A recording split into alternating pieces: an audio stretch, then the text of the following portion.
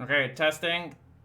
Yeah, I really despise what YouTube is doing with their streaming service. I mean, they constantly talk about, oh, we're going to amplify black voices. We're going to make sure that we elevate black voice. Can you get some of the black voices that work at YouTube to actually fix this shit? I mean, I didn't want to go live, right? Like, I did not want to go live. I wanted to start and wait until more people gather. And when we have 100 people, boom, then I start, right? It makes sense. It's like, it used to be this way. It used to be that you could schedule a stream for like 1 hour in the future and then people would join, right? It makes absolute sense, but now you can't. So the only way I can do it is to just start the stream earlier and just give you a black screen while, you know, people gather, so I don't have to repeat the same things over and over again. No, like the sound was muted. It was on purpose. I didn't expect that to happen. Anyway, yeah. We'll wait for a little bit more people to join, and then we can talk a little bit about the things that I want to say. In the meantime, you guys can tell me, how was your day? That's a very important question. What other YouTuber asks you how your day was? I actually care. I actually care about your day. And we'll talk about other things. I noticed there's a lot of traffic on my main channel. Like, I guess I'm doing something right, because all of a sudden I'm getting 300 subscribers a day. Like, that's a lot. I guess This Week in Stupid is kind of popular. A lot of people seem to dig it. And yeah, I'm also tinkering a little bit with this computer. By the way, like, I got an IPS monitor. The previous monitor that I had died on me, dead pixels all around. So I'm like, all right, getting a new monitor. And I got this IPS one, and I can see colors now. Like, colors I didn't know existed. There are colors that, and it's right when I have a pink eye, and my doctor said I shouldn't spend time with the monitor. It's very upsetting. It's torture. Like, you have this brilliant piece of technology that you want to experience more of, but your eye starts stinging, and you know, I'm supposed to not watch the monitor. Yeah. Someone stood up fighting fires. Well, that's horrible. Try fighting fires with fires. That actually works good.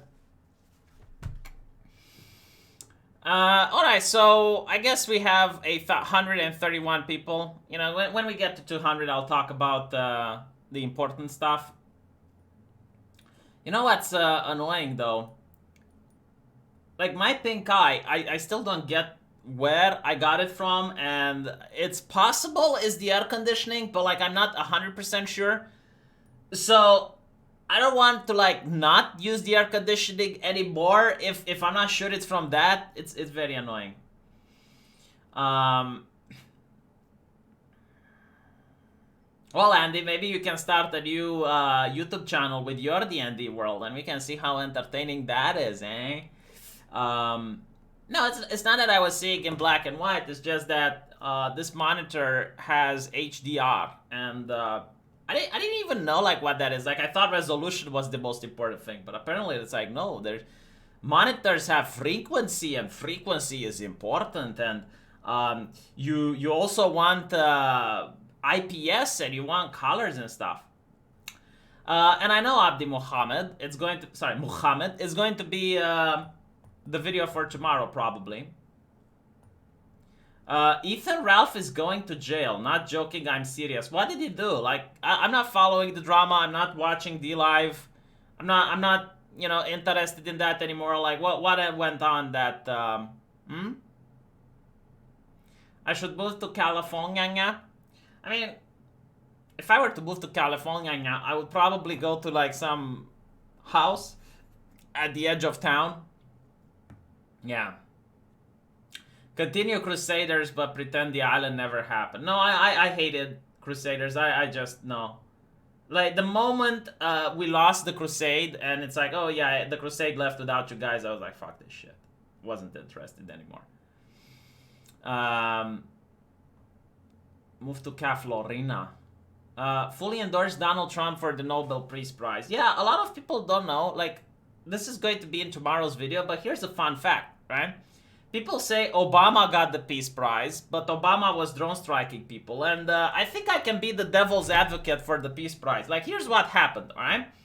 So Obama goes around the world doing apology for America. Like, that was like the most disgusting thing ever. Like, you know, he goes around the world and he says, you know, I'm sorry for America being evil. I'm sorry for America doing bad shit. Like, that's exactly what he did. You know, he traveled around the world in his first term, and he was like just saying, America bad, America evil, we're going to change, we're going to do better, right? And that's why he got the Nobel Peace Prize, because he was constantly talking about how bad America is and how naughty America is, which is exactly like what the people giving the Peace Prize probably wanted to hear.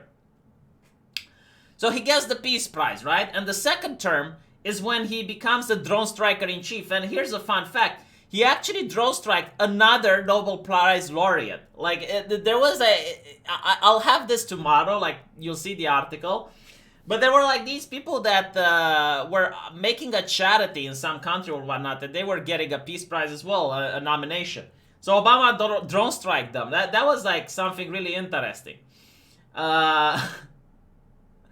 I like Crusaders when it was south of the Earth. The tropical arc broke it, but V-Story is interesting. 2 different flavors. Yeah, okay. At this point, you don't move to California. You need a military expedition in there. The Crusade came to you on the island. Yeah, probably. I don't care about it anymore. And in fact, I don't think I even like the Dungeons and Dragons setting that much, to be honest. I'm more into Lovecraft. Like, I would like to play it, but there's no one that can GM a proper Lovecraft story. And I don't think I can even play with this party some Lovecraft, because that's a different type of game. You know, it requires solving mysteries and investigation and that type of thing.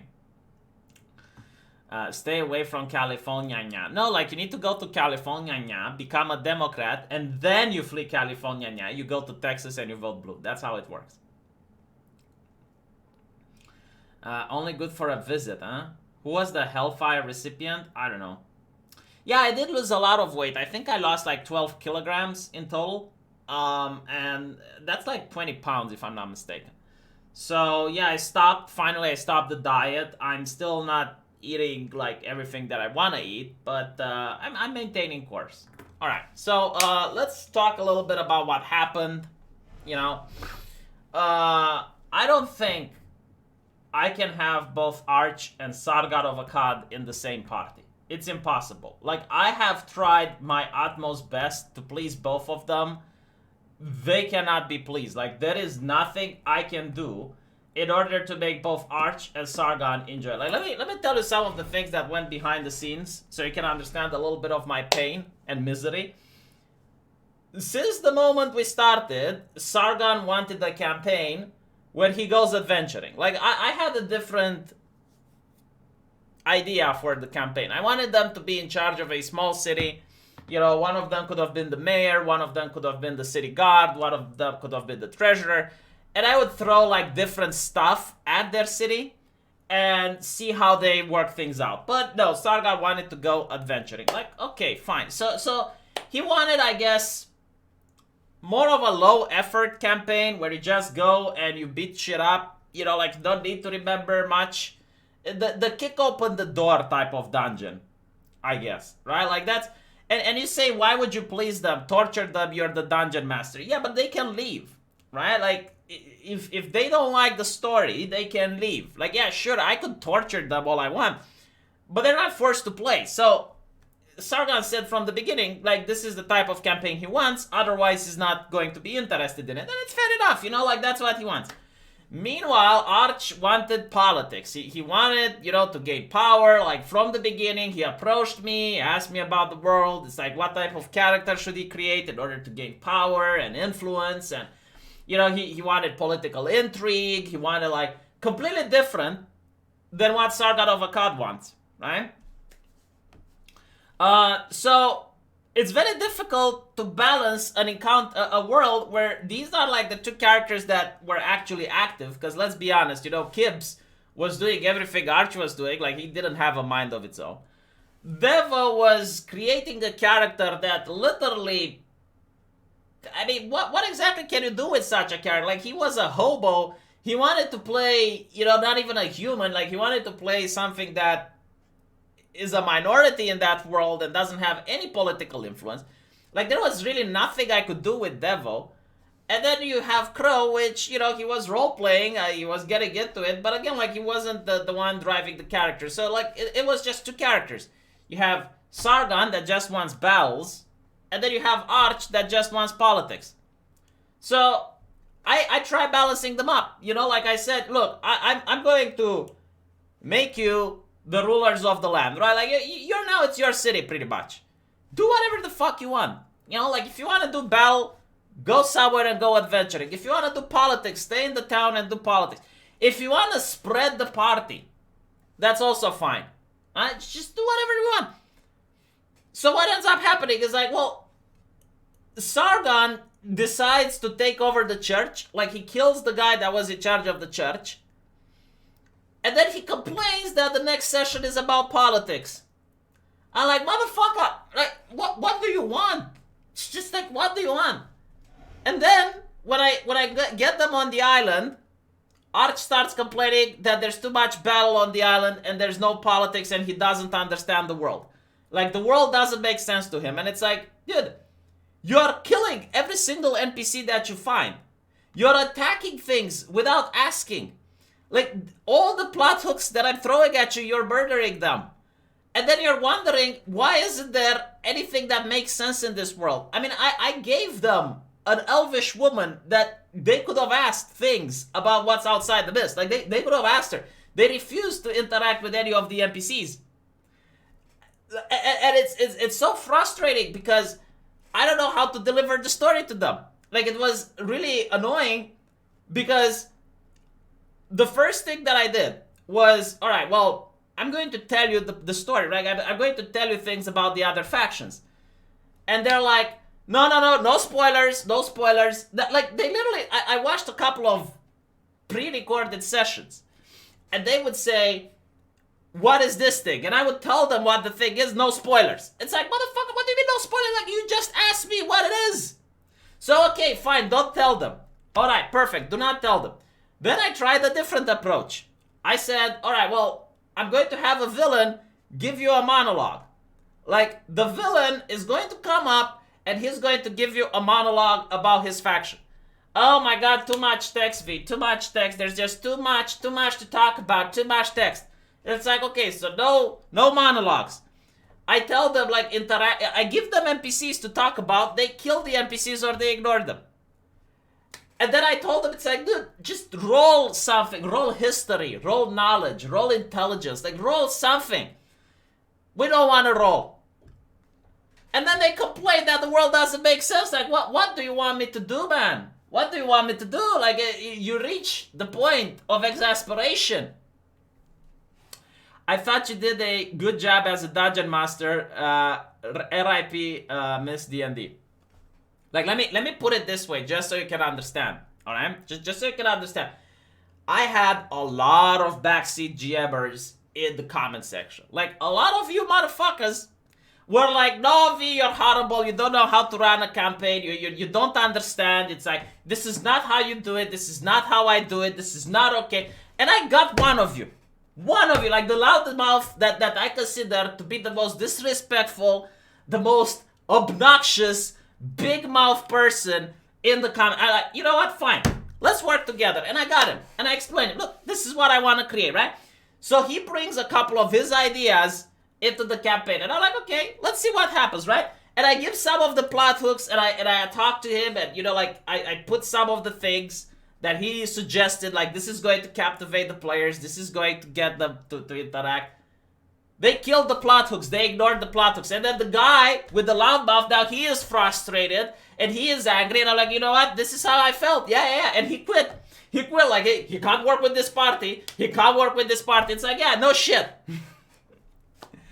But, you know, like, again, it's also my fault because I am the GM at the end of the day, and I guess I didn't make the story interesting enough.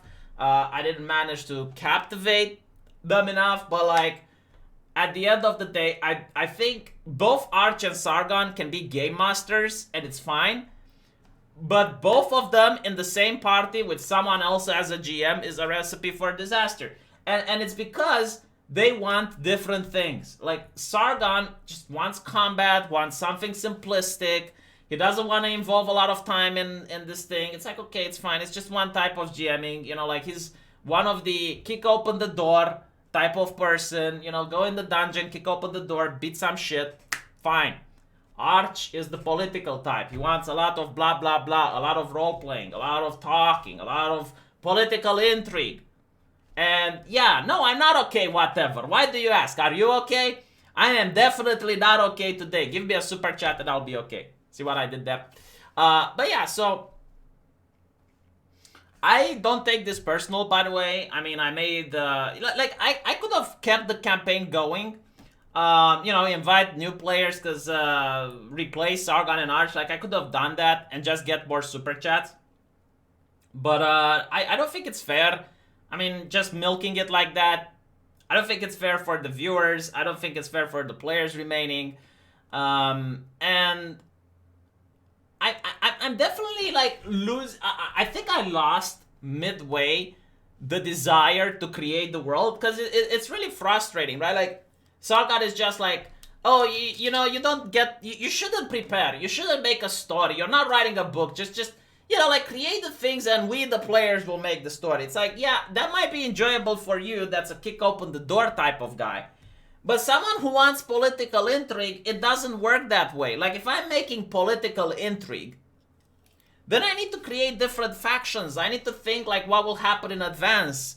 You know, like for example, when they were going after the Sargon's manor, there were a couple of things in motion there. Like the mayor wanted the manor as well. He found out about it, so he wanted it. The people in the manor, they knew that the church was coming for them, so they asked protection from the elves. And then you also had the players, right? So depending on what the players decided, the events would have unfolded in a different manner. Which is why I need to plan in advance. Like I had to figure out like what will happen in the world. And what will happen if the players completely ignore that plot? Like if they decided to go some other way, then I had to roll some dice to see, do the elves get it or do the mayor gets it, you know?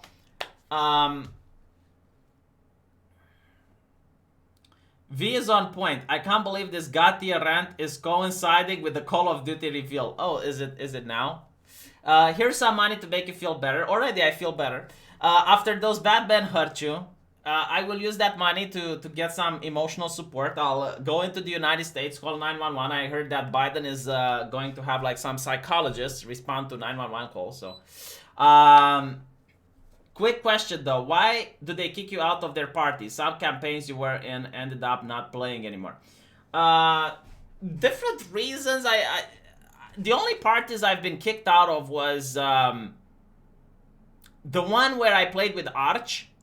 And there was this guy, I forgot his name, this dog furry, Aldo, and he and I butted heads. So yeah, we didn't really click together. And that's the only time I got kicked out of the party. The other parties I didn't get kicked out of, I just left. Because if I don't enjoy a specific group composition or the story or something, I don't want to be a burden to other people. So I left Crusaders. Because to me, there were two things that I really hated. Number one, the fact that Arch had a lot of power in that campaign for no other reason than the fact that he rolled a noble. Like nothing that I would have done, regardless of how much I would have leveled up, regardless of how much I would have tried, I would always be Arch's underling. And I don't like that. You know, I don't like being, as a player, forced to be under a different player and you know, like no matter what decision that player takes, I need to follow. And that was just one of the things that really annoyed me. The second thing that annoyed me was the whole island tropical thing, where you go on an island and you start constructing things. Like, dude, I went on a crusade. Like that was the point of the campaign. It had nothing to do with, you know, just building stuff and just, no, that was horrible. So I didn't like that. And when the crusade finally left, I was like, okay, I'm done. You know, I'm legitimately done. Not to mention, it was also, like, Arch was just trying to fuck me over for no reason. Like, he knew that I had the cult and I was investing a lot in it, and he's like, no, I'm going to give Devo the ability to shepherd your flock on my island. And then, like, I told him, look, that, like, the cult is my storyline. Like, I want to have it. And it's like, Rags started, trying to mess with them for some reason. And I'm like, okay, well, if you're going to be like that, then I'm not enjoying the campaign or whatever. The other thing which made me leave was the Vampire the Magic campaign, VTM. And I told Rags as well, like, I couldn't stand him. It's like, he's a nice guy and all, but I can't play with him. Like, he was burping, he was whistling, he was constantly being passive-aggressive for no reason.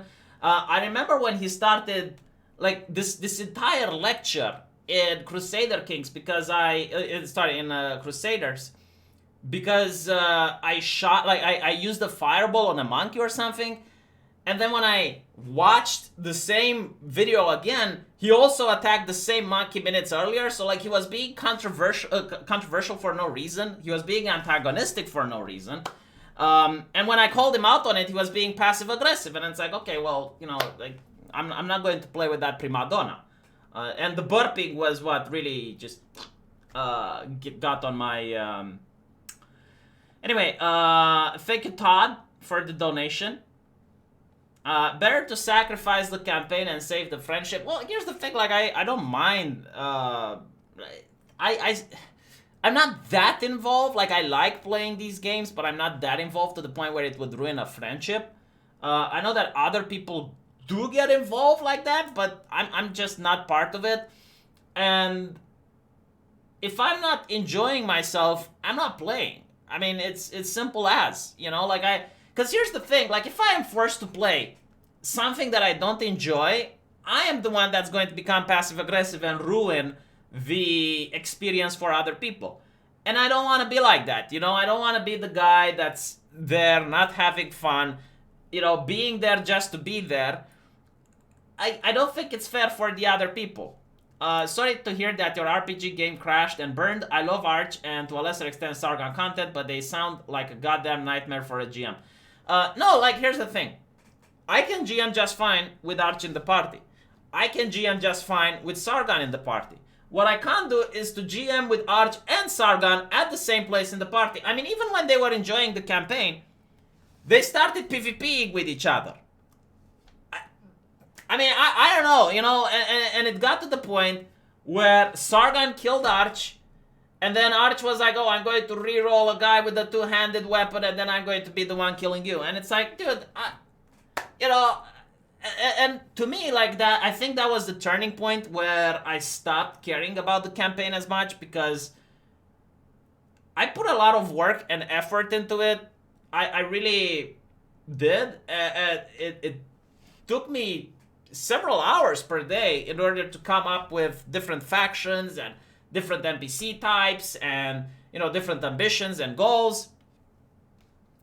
But when I see like the players just like try to kill off each other, and it's metagaming now, because it's like, it's one thing if you kill someone within the party or whatever for a story reason, like, okay, fine, it can happen, but like, when you're being like, okay, I'm going to kill you, and then I'm going to reroll, and I'm going to reroll a guy with a two-handed weapon, and I'm going to kill you back. I mean, I don't know. So, like, I can show you a little bit of what I had planned. I mean, once they would, if you were following the story and whatnot, the moment they would have gotten the crown back to control the mist, if they decided to give it to Serafina, she would have just made the entire mist go away. So it would have revealed the three factions, well, actually 4 factions battling each other.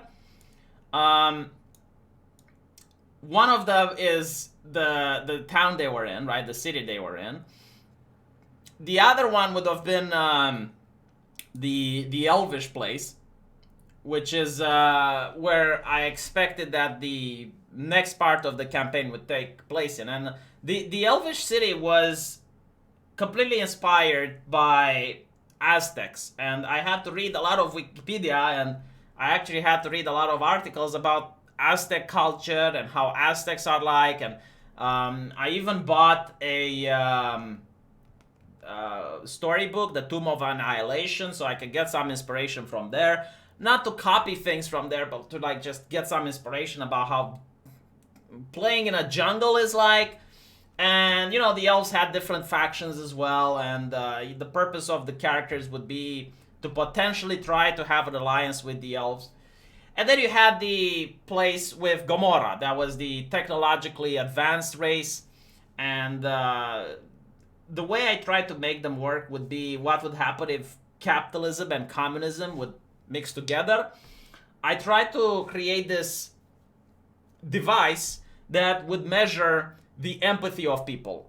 Basically, how many friends you can have in your lifetime. And I'm not talking like acquaintances, but like friends that you'd actually be willing to take a bullet for. And then people would be paired in collectives based on how many friends they have. Because like if you can only have 10 friends in your lifetime, it's not fair to be paired with a guy that can only have 9 friends, because that means one person is going to be friend to someone else, but they're not going to reciprocate, right? Okay, so this faction would operate like this. In a collective, everyone cares about each other, everyone shares everything, they share all the wealth, they share all the resources, they care about one another. But outside the collective, like between the collectives, you have just the most brutal type of capitalism you can imagine. So everyone tries to take advantage of someone else, everyone tries to find an end game. So if you want empathy and compassion, you look towards the collective, but outside you're not going to find any of that. And this faction was a type of conqueror faction. Like they would go through different dimensions and conquer the dimensions. And the way they conquered is more like we do things now rather than, you know, the old type of conquest where you just send armies to a place. They would just try to get the resources and the manpower away from other societies. So they would entice you with goods and, you know, like cool shit, and ask you to live with them. And if you went to live with them, then you'd probably end up being lobotomized and working in a factory. And they would justify this as being the greater good. They would justify this as, if they take a peasant who can only feed himself and a couple of other people, and now you put him in a factory, even though he's lobotomized and he just pulls a lever and works nonstop, well, he just reached his maximum productivity. He can now feed thousands, if not tens of thousands of people by using the machinery provided by them. And in a way, they weren't really evil because they were in hell, right? And they were actually fighting off against demonic forces, but they needed a lot of labor in order to produce the guns and the munitions that they needed in order to do that. So they targeted the elvish city, the human city, and they just wanted to take as much people as possible into their place and make them as low working labor in order for it. So the guy in charge, he was a psychopath. Like he was a sociopath. He was a incredibly high narcissist with a very good impression about himself. And he viewed himself as the good guy, right? Like he is the one taking battle against the forces of hell. He is the good guy. Look how he is dressed. He's dressed in an impeccable suit. He's really clean and nice. He has the ability to love over 2,000 people. Like he is the peak human condition. And everyone else is just some filthy, no good savages that do not appreciate the type of work Gomorrah does for them.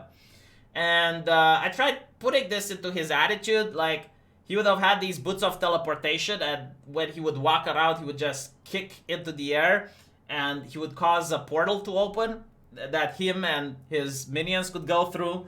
Like, that's the type of guy he was. You know, he just was the type of person that didn't give a shit and would just kick in the air, poof, and just create a dimension rift. And the way I balanced this in order to make sure that everything has sense was that the mech that you guys saw, right? So let me see if I can bring it on the stream so you guys can see what we're talking about. Like, everything that I had was actually in the D&D manual, right? Nothing that I was having with the technologically advanced function was outside the manual. So I think I can show you guys now. Right, so this is just a map that I made. Let me see if I can find the... Alright, here we go.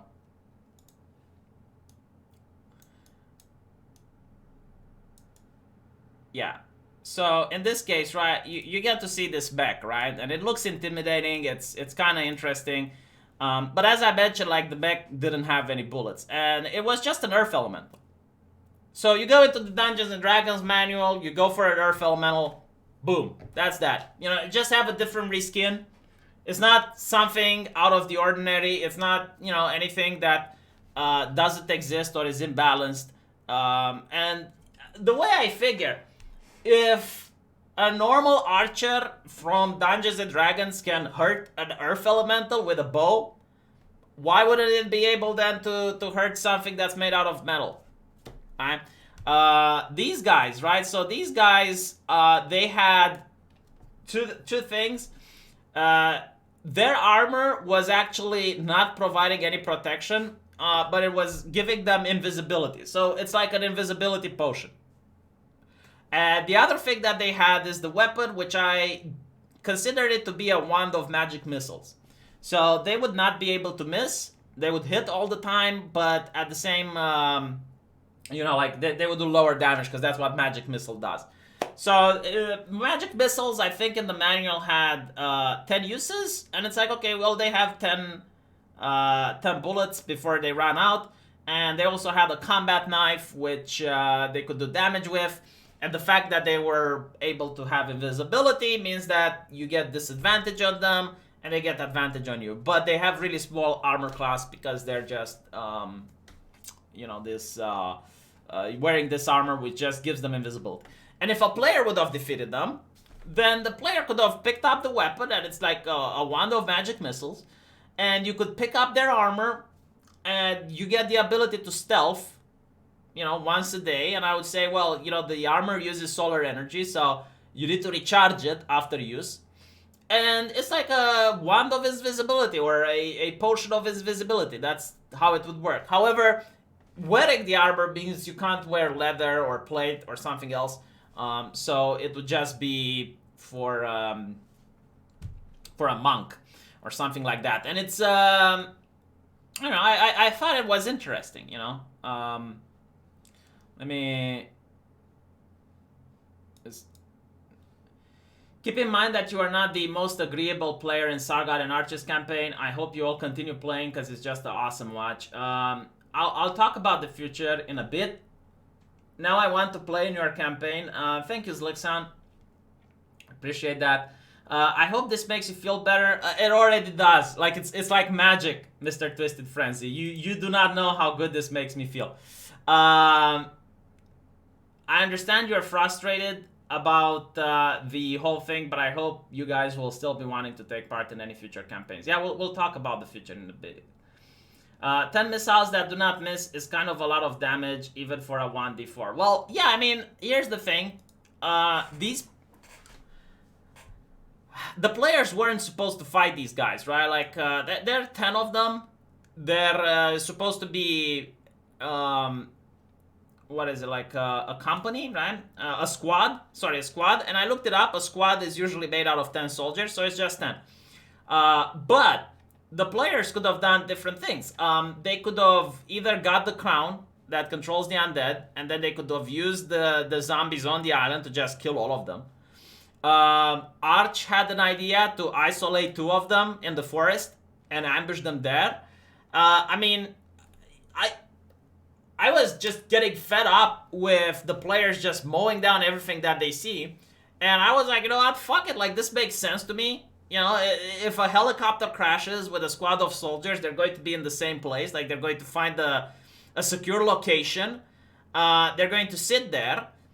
And, yeah, if the player just want to go in and attack them, fuck it. You know, I'll just react them in a normal way that a squad of soldiers under attack would react. Yeah, and this is like the place where I was supposed to have the crown happening.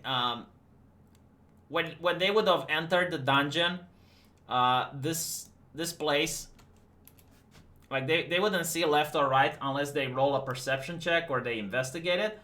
And there was a gate here. There were supposed to be vases of oil lining up in this wall.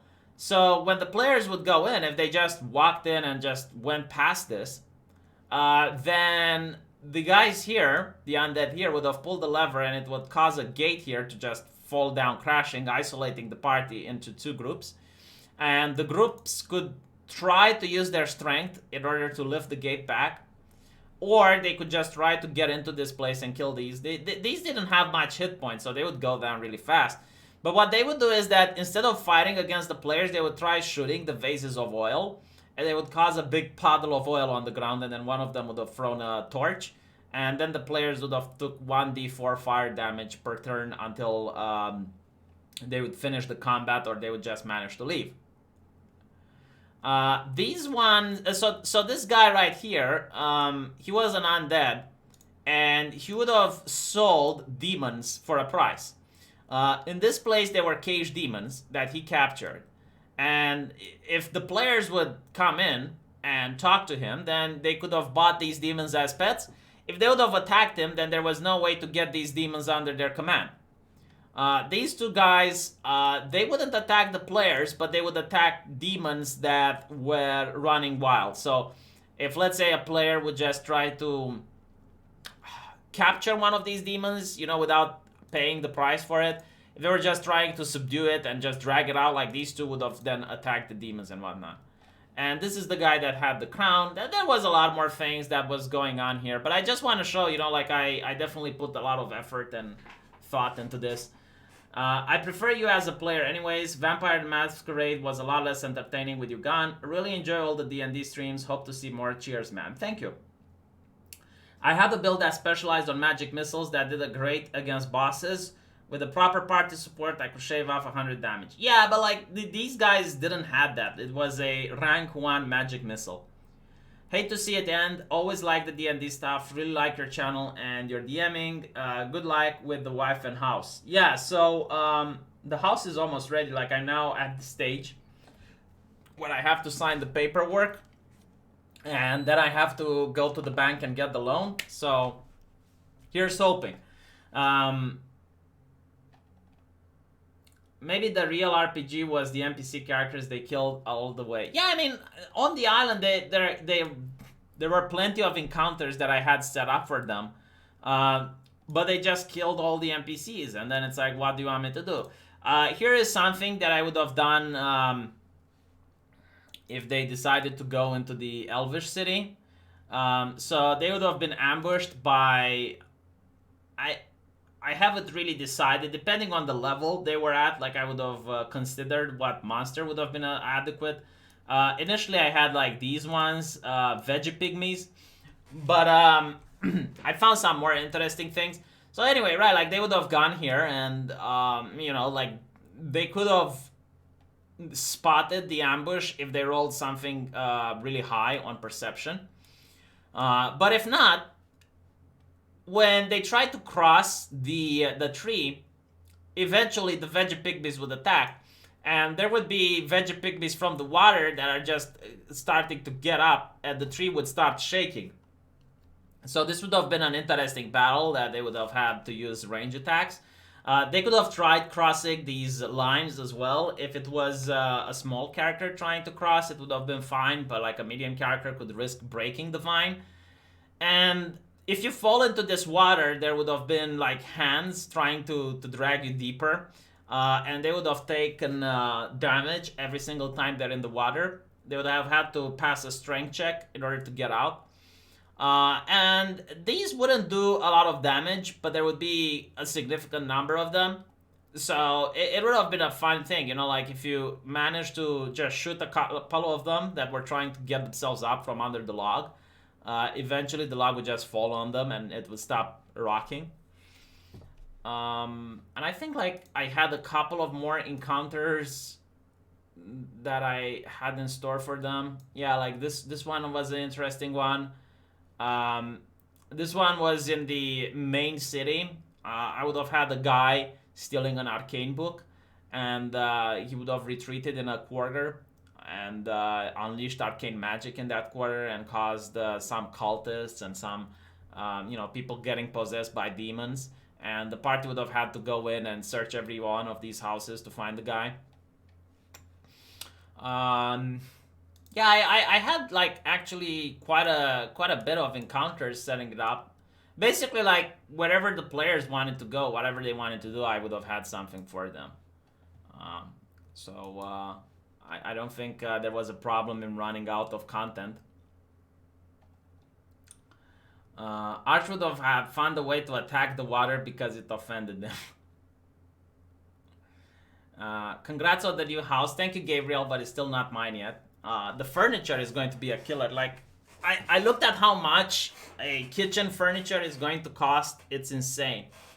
Um, it's in the range of, I think, like $7,000 to $6,000. Like, that is just insane. And it's just for the kitchen. And I'm talking appliances as well, right? Assuming you want something that's going to last, because I could just spend $3,000 or $4,000 for it and get something that then immediately breaks. So we're talking the stove, the thing that goes on top of the stove, whatever you call it, the induction stove, the oven, the microwave, the washing machine, which I think I'm going to put it in the kitchen, and then all of the furniture that goes around it. Yeah, I mean, and the kitchen sink, that's also quite hefty, and you have like the thing above the kitchen sink, and then the refrigerator. It's so much, and I'm not moving until the kitchen is done. So yeah. I mean, I can get used stuff, but like if I get used stuff and then I have to buy a new one, it's still the same. Like I think the kitchen is the only part that I'm going to not save on expenses. Like everything else in the house can be cheap, but the kitchen is something that I want to be actually decent. And then I want to create a studio, so I want to soundproof my studio. That's not very expensive, but it's not cheap either. Like you have like like Andy Worski has, or like Tim Pool has. There's these square things that you put on the wall. You stick them on the wall. Depending on how many you get, it can raise up to, I think it's more than $100 actually. Yeah, I think it's like $500 or $400 just for the square thingies. Yeah. Putting the washing machine in the kitchen, that's actually something quite common. I have seen it a lot. And interior designers are also suggesting you do that. Let me see if I can find a couple of example. Yeah, I mean, look.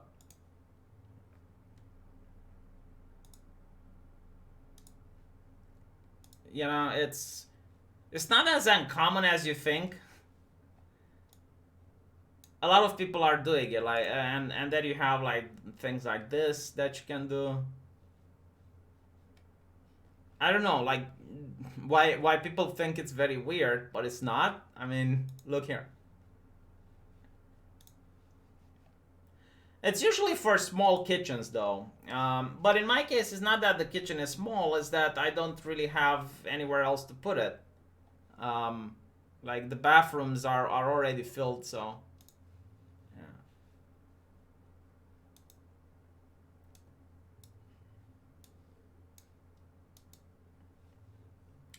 Dishwasher or clothes water? Clothes goes in the back room, obviously, odd as heck. No new house at all stuff, bad mojo. Yeah, it's not about the bad mojo. It's just $1,000 Patreon to play in D&D. Well, Spear Silver. Now we can get to the second part. So I don't know if Arch or Sargon are going to be in it. Tell you what, you give me $1,000 on PayPal, I'll do anything you want. But like, you don't have to. I'm talking to Crow to make a campaign, and right now he's into playing Black Sun. Now Black Sun is going to be on Pathfinder, and as I understand, the world is almost like Conan the Barbarian. People have really low tech. I mean, we're talking spears and stuff, but it happens after an apocalypse. So like people used to be very technologically advanced, but now because of reasons they're back at the Stone Age, and apparently the reason is because magic ran amok. And whenever you use magic, you further destroy the earth, like you further destroy the world. And people that use magic, they're being hunted down. Um, so you're not supposed to use predigination in order to clean your armor, right? Like you should use magic only as a last resort. So I'm going to try to get Sargon and Arch to play, but if one of them doesn't want to, I'll still see if I can get Crow to run his campaign. Arch wanted to make a Skaven campaign, but right now I'm not really that interested in, again, low magic stuff. Like I would be more interested into Cyberpunk or Lovecraft. Basically like something else. Not really that into Skaven stuff at the moment.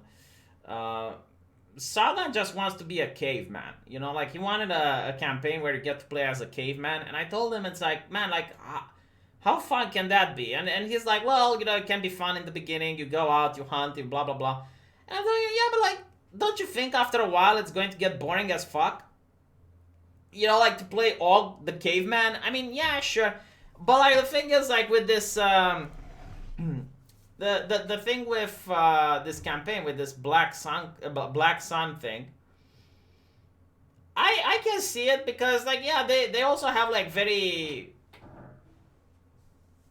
interesting tribes where you just go out and you have like two stones to rub together, but at the same time you also have like an entire culture that's like the Aztecs and stuff. So yeah, I would probably be interested. People say that $1,000 is cheap.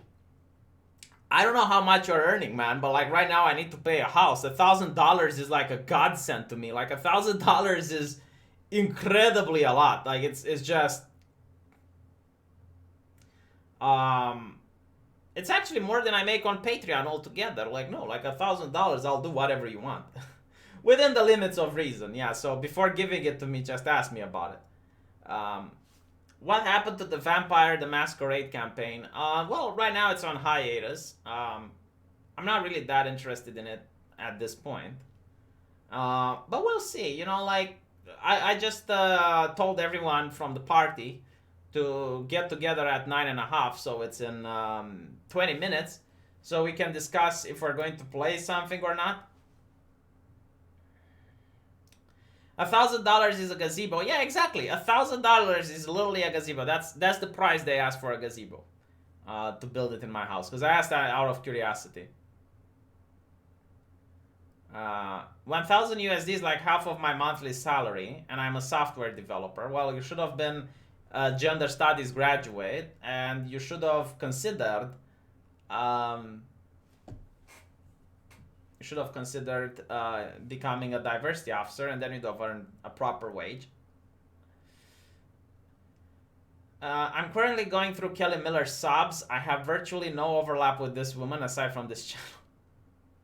Is Dark Sun not Black Sun? Okay, yeah, no, I'm not familiar with the setting at all, but it sounds interesting. Like, I find it intriguing.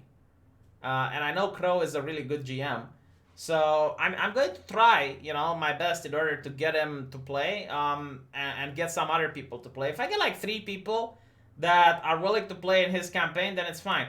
I think I can already get the ex-Blizzard artist. Like I might be able to get him, but I don't know how busy he is or not. That's one. Like Sargon was somewhat interested, so if we get him, then we have 3 people, and I think I can get Devo in, and then that's fine. $1,000 is 1% of the average house. Yes. Actually, no. It would be 10%. What do you mean 1%? It would be 10%. Is it 10%? 1,000 or 10? No, yeah, it's 1%. I can't do math at this hour. Why don't you just play as a Skaven Gracier? I don't know, like, I'm not really that interested into Skavening right now. Like, I told him I would rather play Warhammer 40k, like some futuristic stuff. Like, I just want to get away from the medieval shit, the Dungeons and Dragons stuff. But, like, if I really can't get away from it, then fine, I'll play just Crow's campaign. Tell Devo to stop playing a woman. Roman, I will ask my wife. Why don't you ask your wife to play as well, Roman? That way he could chill most of the day and drink wine instead of slaving over lines of code. Yeah, exactly. I heard that a diversity officer's life is very, very stressing. Dark Sun is basically end time. A lot of hopelessness and despair. Yeah, I kind of like that. That sounds like a good thing. I would definitely play that. Ah, my god, Blizzard Entertainment. What games are they making now? They're making Diablo, which looks good, but I'm losing faith when I see the character models. I don't mind if the game is social justicey, like that's fine. But usually social justice goes hand in hand with mediocre people, and mediocre people are unable to code. So you have a buggy game, and you know, like, no, hold on, I take it back. I don't think social justice goes hand in hand with mediocre people. I think social justice goes hand in hand with mediocre people with high egos. So, like, they know they're mediocre, and if you point out that they're mediocre, they get angry and upset. Like, they're bubbling cauldrons of hate. And if you point out that they're shit at their job, they try to get you fired through underhanded tactics. They don't get you fired by pointing out that you are bad at your job because you're better than them. They get you fired by pointing out that you're a bad person and you said this and that on social media. So this is why when I see a game that has like the social justice dog whistles, I'm already worried that it's going to be a shit game. A lot of bugs, a lot of bad gameplay, a lot of microtransactions. So yeah, Diablo ended with Diablo 2. Yeah, Diablo 3 was... I don't know, like, I kind of enjoyed it in the beginning. I had a little fun with it, I'm not going to lie. But the story was utter shit. Diablo was supposed to be this horror RPG where you legitimately were afraid of the monsters to a certain degree, at least in the beginning. In Diablo 3, you are like Super Saiyan, Nephilim God, Super Saiyan, and it's like you're BTFOing everything on the screen and everything is flashy, flashy, flashy. Like, okay, well, there's no more fear, you know, like it's not a horror anymore, it's more like an action RPG, an action hack and slash. It's like, okay, you know, whatever, but the story never made sense to me. The fact that they murdered Deckard Cain didn't make sense to me. The characters, like the villains, were so unrelatable. Like everything in Diablo 3 was like, man, like the worst part of it was when you finally got to face what was his name, the guy at Mount Ariatu, Asmodan, right? So you go to face Asmodan, and literally that's the plot, right? He appears, like, he constantly appears in holograms in front of you, and he's like, my warriors are already at your keep. Soon you will be defeated. And then you manage to defeat his warriors, and you go, you know, all the way to the battlefield, and it's like, my warriors are dominating the battlefield. Soon you will be defeated. And then you're like, defeating his warriors and killing his generals, and it's like, my warriors are now defending the mountain. You will never get in. Soon you will be defeated. And then you get in the mountain and it's like, my evil spires are going to make sure that blah, blah, blah. Soon you will be defeated. And like, motherfucker, you should be pissing your pants. Like, this one guy, you know, BTFOs your entire army from the keep all the way to the mountain and is now coming to get you. And you still have the balls to like, oh, I'm the best powerful ever. It's like, what on earth? It's like, I never understood. It's like a comic book character. It was like a comic book villain. Like, who wrote that garbage? Just get him to shut the fuck up. Like, if he had not said anything, he would have been better dialogue than everything that took place there. My warriors are at your keep. B, it was never about the keep. Yeah, you know, like, and the Belial arc, like, everything didn't make sense. I remember Diablo 2, man, like, it had such epic cinematics. You know, like, you could really care about Marius and how he was corrupted by Baal and Diablo, the Wanderer. You know, like, it was so fucking good. And I listened to every single line of text. Like, the delivery was great. The voice actors were amazing. Like, even now, if I play Diablo 2, I can really get into that lore. And it has, like, that powerful vibe that makes you feel like you're exploring the world of Sanctum. And, you know, you're trying to figure out what's going on. And it's depressing. And it's just so amazing. But Diablo 3, like, no, I just couldn't. Like, nothing there made sense. It was just meh, yeah, whatever. The story was really uninteresting. And I guess, like, they wanted to make, what's his name, the bad guy, like that angel, to show that, oh, look, angels can be evil too. It's just Imperius. It's like, oh, yeah, look, angels can be evil as well. Imperius is an asshole. And, oh, God, like, yeah, all angels are bastards. Yeah, like, no, like. And then they had, like, this really weird story about, how there was, like, a warrior, like a dragon, and a warrior of light, and they fought, and they both killed each other, and from the warrior of light you have the angels, and from blah blah blah you have the demons. It's like, nah, I didn't want to know all that. You kind of ruined the mystery. Diablo 2 made me love the Necromancer class, and the swamp map was awesome sauce. Yeah, the swamp map was pain. No, I hated the swamp map. Like, I really hated Act 3 of Diablo because of the swamp map. Like, I remember when you go into that catacombs and it's all dark and you just want to find the exit, but there's just constantly just more and more enemies coming out. No, I didn't like that. Diablo 3 just felt like World of Warcraft. Yeah, pretty much. You are fighting fallen angels. Yeah, this is something else that I never understood. It's like, the story is about angels are supposed to be good, right? Like, they can't be evil, and demons are supposed to be evil. Okay, fine. But then you have, like, angels that get corrupted, so, like, angels can be evil, but, like, why don't you have a corrupted demon? You know, like a demon that turns good. Like, why can't the opposite happen? If you want a good high fantasy Dungeons and Dragons game that's already out, then try Pillars of Eternity. Meh. I finished Pillars of Eternity. I didn't like it.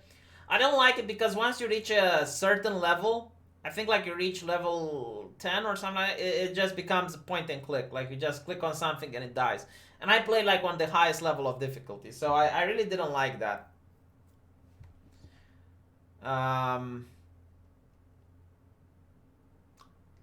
Trias the Betrayer, yeah.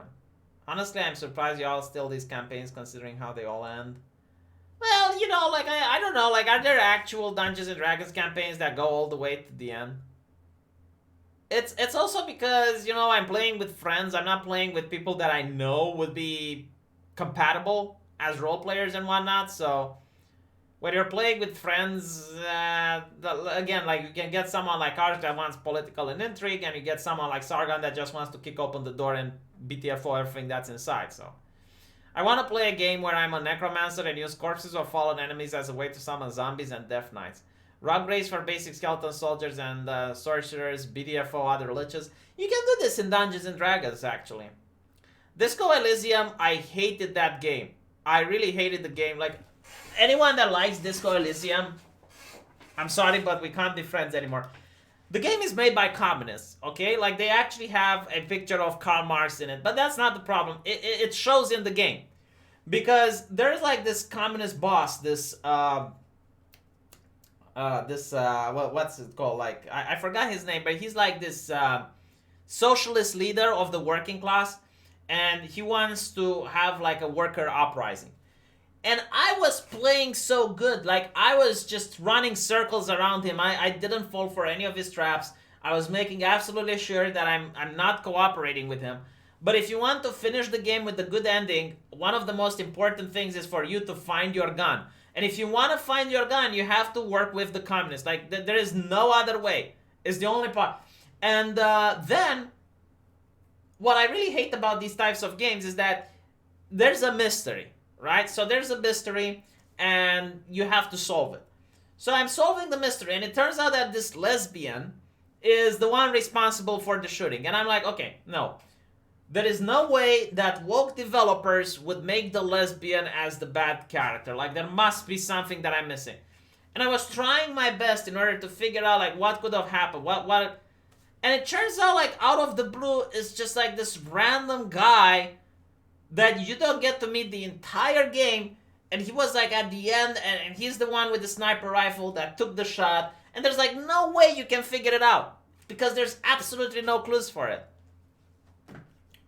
I don't like these types of, you know, like it's a story-based game. So the story is literally all that's in it, and the story is bad. Would you be interested in playing Divinity Original Sin? I tried playing Divinity Original Sin 2, but I didn't play 1, so I didn't get some of the references that they have there. Which is worse, Outer Worlds or Disco Elysium? Man, I think it's kind of difficult. Like, Outer Worlds at least has some gameplay. Disco Elysium, like, has really broken gameplay. Like, here's the thing. You get, like, different armors and sets that you can match up, and some of them give you bonus to stats. It's fine, right? Like, you get bonus to stats. But every time you want to make a conversation and you guess, like, okay, so this conversation requires this stat, then you end the dialogue, you change the clothes in front of the guy, and you resume the dialogue again. I mean, come on, you know, like, that's so lame.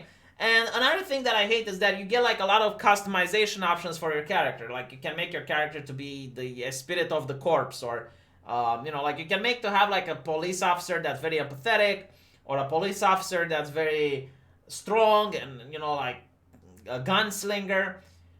But as you reach the end of the game, you're good in all of the areas, so there's no more replayability. And in fact, like, because the ending is so blunt and it forces you to one path, there's no point in replaying it. Like,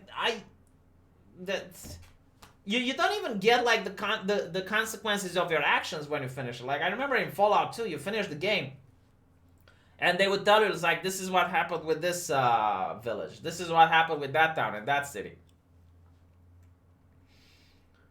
Dear God, please let Cyberpunk be good. When is Cyberpunk coming out? Like, I think it might actually be a good game from what I've seen. I don't know. So anyway, it's approaching time that I asked everyone else to come and have a talk. So hopefully Crow is going to host a new campaign, and we can play that. I'm going to give you a response next time. I guess it's up to what Sargon is going to say. If he wants to play an Arch, to see if they want to play. And then there's Devo and Kibbs. So, you know, regardless, like, if I get 2 more people to play with Crow, then we have a party and we can actually have some interesting sessions. And I can ask the Blizzard artist if he wants to. Social Justice Warriors. First they came for the comics, then they came for the computer games, then they came for the role-playing games. What will come next? Well, they're already in knitting, you know? Like, they're in everything. Because everything is political, I guess. The question is, like, when will they be pushed back? So far, the only place they got pushed back from is Warhammer. But it's going to be interesting to see how long that lasts. The campaign ended because Arch didn't want to play anymore. He didn't enjoy it because it was too much combat. And then Sargon didn't want to play because there was too much politics. So, yeah, so for those of you who weren't here from the beginning, I will tell you from the start what the problem is. I don't think you can make a campaign with both Arch and Sargon in the party, because Sargon is the type of person who wants to kick open the door and just, you know, have some glorious battle. He doesn't want to prepare, doesn't want to, like, learn a lot about the world. And Arch is the type of person that wants political intrigue. He wants to gain power, you know, play one faction against the other. They're completely different players. Like, it's okay if one of them is GM, but, like, if both of them are in the party, I think, like, at episode 3 or 4, I had both of them PvPing. I don't know. It's nothing that I can do about that. Alright, so now I'm going to go and talk with them. Thank you guys for watching. Really thank you for the donations. And I will see you guys later.